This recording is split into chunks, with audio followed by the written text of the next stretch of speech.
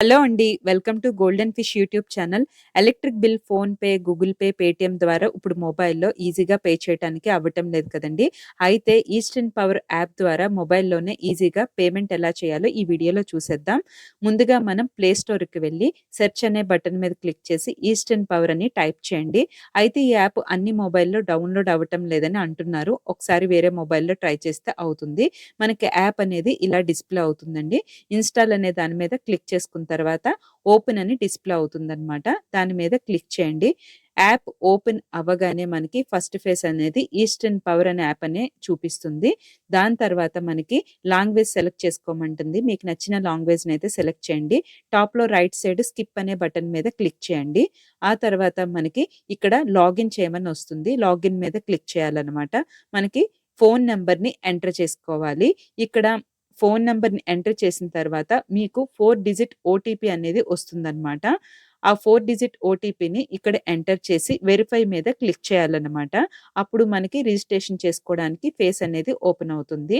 మనకి ఇక్కడ ఎంటర్ చేసేసాము. వెరిఫై అవ్వడానికి టైం పడుతుందండి. ఇదంతా ఇంత ఫాస్ట్‌గా అయితే అవ్వదు. తర్వాత మనకి డినే అని క్లిక్ చేసుకోండి. ఆ తర్వాత ఇక్కడ ఈ పేజ్ ఓపెన్ అయింది కదా! ఫస్ట్ లైన్‌లో ఫస్ట్ బటన్ యాడ్ సర్వీస్ మీద క్లిక్ చేసుకోవాలనమాట. మనం ఇప్పుడు రిజిస్ట్రేషన్ అనేది అవ్వాలనమాట.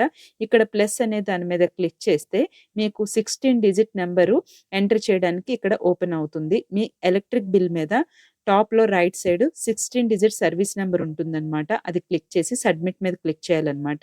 లోడింగ్ అయితే టైం తీసుకుంటుంది. ఏం పర్వాలేదు వెయిట్ చేయండి. రిజిస్ట్రేషన్ మనకి కంప్లీట్ అయిపోయినట్టే. తర్వాత మళ్ళీ బ్యాక్‌కొచ్చిన తర్వాత మనకి టాప్ లైన్‌లో సెకండ్ ఆప్షన్ బిల్ పే అనే ఆప్షన్ మీద మనం క్లిక్ చేయాలనమాట. ఇప్పుడు రిజిస్ట్రేషన్ కంప్లీట్ అయిన తర్వాత మనం బిల్ పేమెంట్ చేయాలి. నేను లాస్ట్ మంత్ నాకు పేమెంట్ ఫెయిల్ అయింది కాబట్టి ఇక్కడ అమౌంట్ డిస్‌ప్లే అవుతుంది. మనకి ఎలక్ట్రిక్ బిల్ జనరేట్ అయిన తర్వాత ఇక్కడ అమౌంట్ చూపిస్తుంది.